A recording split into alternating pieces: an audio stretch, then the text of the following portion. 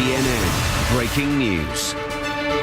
I'm Natalie Allen at CNN Center. Muhammad Ali, the boxer called the greatest, is dead at the age of 74. He has just died. He's been in the hospital in Phoenix, Arizona. The cause of death still unclear, but Ali has been struggling with Parkinson's for more than 30 years. He had been hospitalized in Phoenix since Thursday with breathing issues. I want to bring in now CNN World Sports anchor Don Riddell, who joins me here on the set.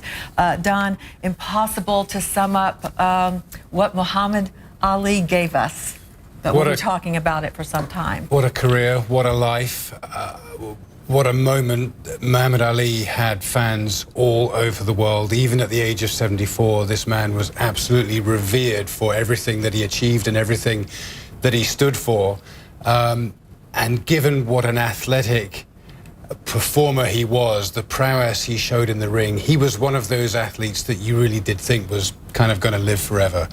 Of course, he's had such a major fight for the last 32 years with Parkinson's. We know that he was admitted to hospital in Phoenix on Thursday with breathing difficulties. It's not the first time he's been in hospital in the last few years, but it seemed as though this was more serious than some of the previous scares. And sadly, he has now succumbed to the breathing difficulties that he was struggling with. We know that his family was present with him in the hospital. And sadly, he has now lost his life at the age of 74. And I can't emphasize enough how much of an impact this is going to have on his fans all over the world. He wasn't just a boxer. He wasn't just a tremendous athlete. He really did transcend his sport. And he was such a principled man, such a charismatic man. He really will be very sorely missed. Certainly outspoken, just a quote machine as well. We also want to point out it was 20 years ago this summer that Muhammad Ali perhaps made his most incredible move or display outside of the ring when he lit the Olympic torch here. Well, that's right. I mean, we haven't seen much of Muhammad Ali in more recent years. It's incredible to think that it's already 20 years ago since he lit the Olympic flame at the Atlanta Games in 1996, not very far from where you and I are sitting now. At the time, he was 54 years old. We all remember the images of his hand shaking as he was trying to light the cauldron with the Olympic torch. And it was quite a sobering moment for many of us who remember how he was in the ring. You know, this lightning-fast athlete, this terrific human specimen, and here he was struggling. We haven't seen much of him in public for the last 20 years.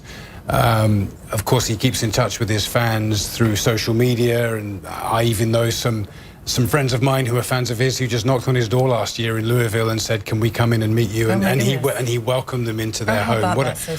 What an amazing gesture that was when he was at home just watching television. So, you know, when we think about the generation of today, that is the image that they have of Muhammad Ali.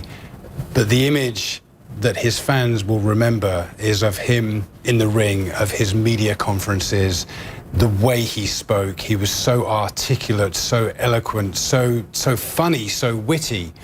And he really basically took control of his own image at a time when boxers quite often let the agents or the promoters do the talking. He spoke for himself. He basically took control of his own image and didn't allow sports writers to define him. He did it himself. And I talk about the way he transcended the sport.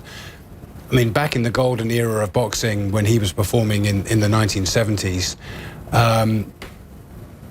he was just just an amazing human being. And of course, he lost his title because he refused to be drafted. He refused to fight in Vietnam. He lost the best years of his boxing career fighting religiously, fighting that.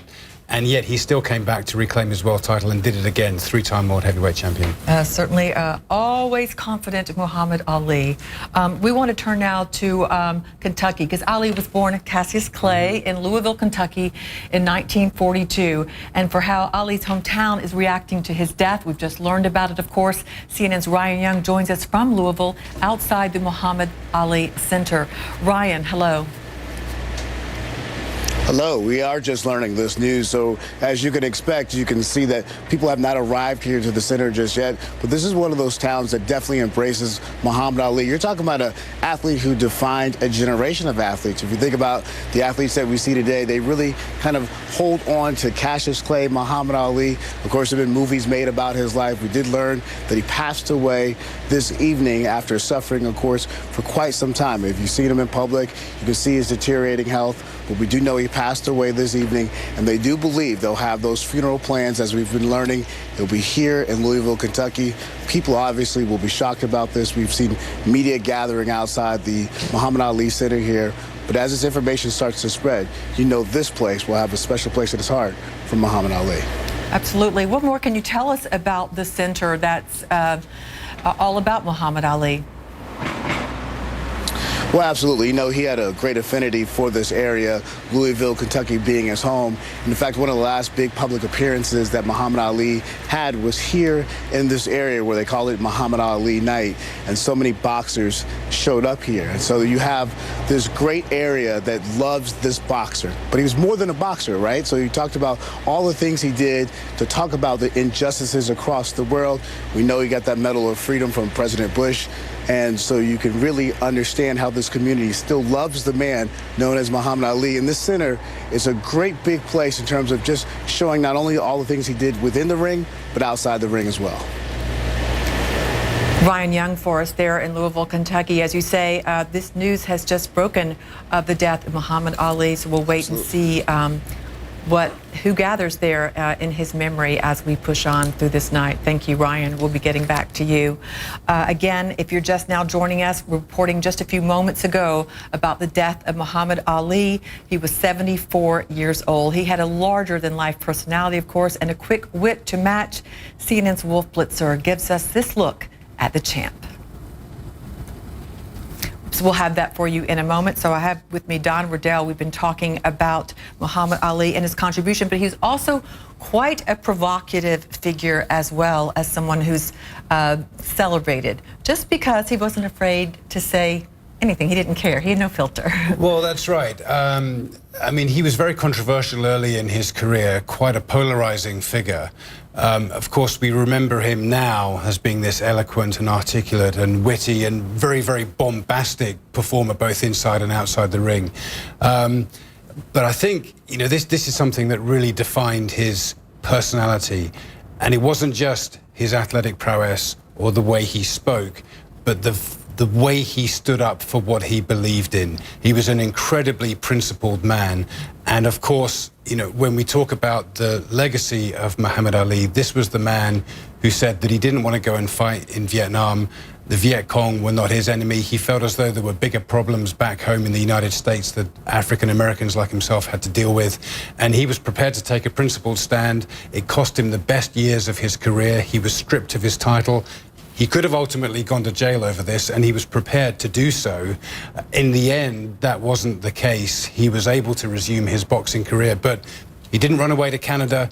He was prepared to stay here and face the music. And so that really inspired a generation. The fact that he was prepared to be a conscientious objector and stand up for his beliefs. I mean, he even inspired Martin Luther King to take his own stand against the war, which at the time he'd been concerned about doing. He'd been concerned about moving into that arena and speaking up in that way.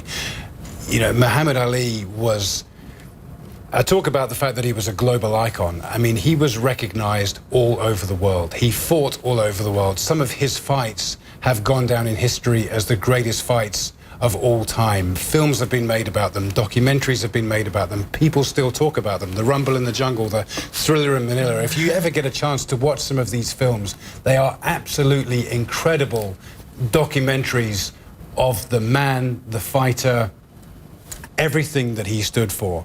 And even though we haven't seen him in public for so long, the people of that generation who grew up with Muhammad Ali and saw what kind of a man he was, I know are really, really going to be hurting tonight and right now as this news filters out, because this is a man who just stood for a generation and inspired so many people. The most well-known sports figure of all time, for sure. Of the 20th century, absolutely, I'm sure of it. We're going to take a look back now at the life of Muhammad Ali. Here's Wolf Blitzer.